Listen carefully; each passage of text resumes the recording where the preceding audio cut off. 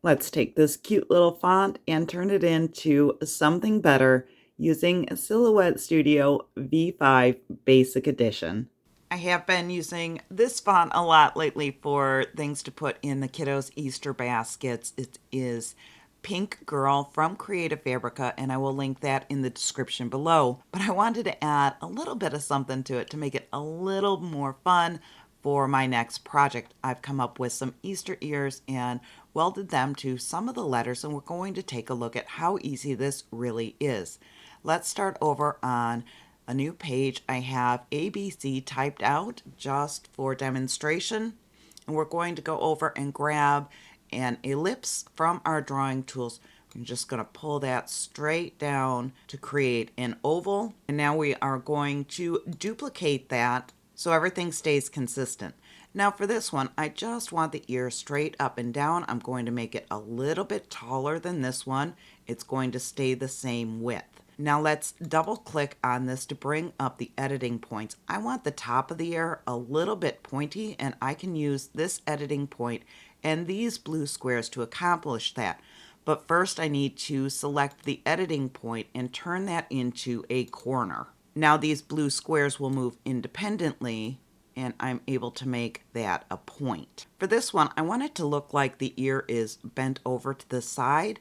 Let's select this and duplicate again. I'm going to rotate this and set it up so that the top matches up. That's going to be a nice smooth transition. And I want it a little bit shorter than this, so we can pull that in. And once again, I need the top of the ear pointy, so let's double click to bring up the editing points. Select this point, turn it into a corner, and then just use the blue squares on the side to adjust so that it is pointed. That looks a little bit thick. Let's shrink that in and readjust the top. And I do like the way that that looks. Now we need to hollow out the ears so it looks like there's the inside layer. For the tall one, we can just select that, open up the offset panel, and click on internal offset. That's going to create the oval inside of the oval, and I think I want this piece just a little bit smaller, so I'm going to increase my distance on this. Click apply. Now I can select both of these pieces, right click, and make a compound path, and now this is hollowed out. This ear is going to be a little bit more complicated. First we need to select both of these pieces, right click, and weld so that they are one piece. Now we can grab an oval from our drawing tools and draw that out in the middle so that it looks similar to the outline we have going on here. And we can adjust more with the editing points if we need to, as far as the distance around the edges goes. But for right now, we're going to work on this top because I don't want the top an oval. I want it to kind of mimic the fold of the ear. To make this easier to see, we're going to switch up the color real quick. Let's double click on this and zoom in. Now we can grab this editing point and pull it up to about where the fold of the ear would be. Now we're going to click over here on the line, and that's going to create another editing point.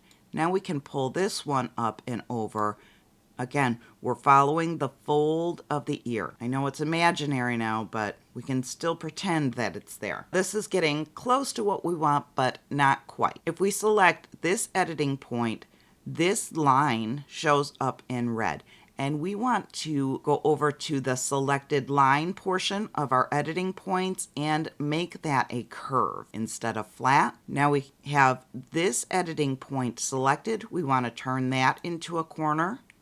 We want to select this editing point and turn that into a corner. This box up here is to switch around your points. This one is to switch up the lines. And you know which one you're working with because it's highlighted in red. Now that these are corners, we can make this more squared up. And we can make this follow the curve of our imaginary ear flap. So let's bring that in a little bit. I think we can bring this up and out just a little bit. Let's click off, and I think that looks pretty good. Now we can select both of these pieces, right click, and make a compound path. Let's fit this back to the window, and we have a really cute pair of bunny ears. And you can grab this little green circle up at the top and tip them a bit if you want. It's totally up to you how you want them to look. Now we're going to add a little bit of variety to this. I can select both of these, right click and group them together. Let's duplicate them, pull it over to the side a little bit, right click and flip it horizontally. It looks like a different pair of ears. Now we're going to ungroup this. We're going to duplicate just the ear that's standing up. Pull that away. Let's group these back together so they don't move around on us. And we can duplicate this one again. Right click and flip horizontally and pull that over here. And we can group these together. Now we have 3 letters and 3 different sets of bunny ears. To finish this up, we need to take our letter and make sure that it is overlapping the ears. We're going to select all of our pieces, right click, and weld them together. And we can do the same for each of these letters. And now you have your own custom Easter font, and you can use this for decorating whatever you can think of. It's great for shirts or bookmarks or basket tags, you name it. This is absolutely adorable. You do, however, want to make sure that you have copies of your ears before you weld them. I did not do that. Let's go ahead and undo all of this stuff real quick so that we are back to where we have our original ears. Let's make sure they're all grouped. We can select them and duplicate and set off to the side.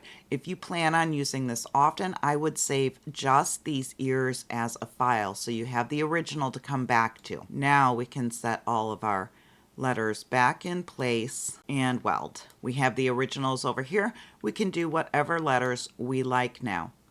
I did say that I used Pink Girl for this. Let's finish typing out our name here.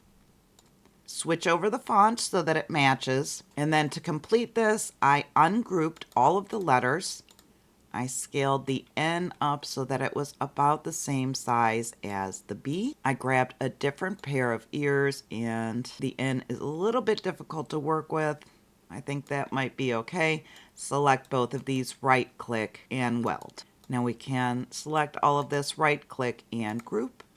Scale it to size, and this is ready to cut and ready to customize whatever you have in mind.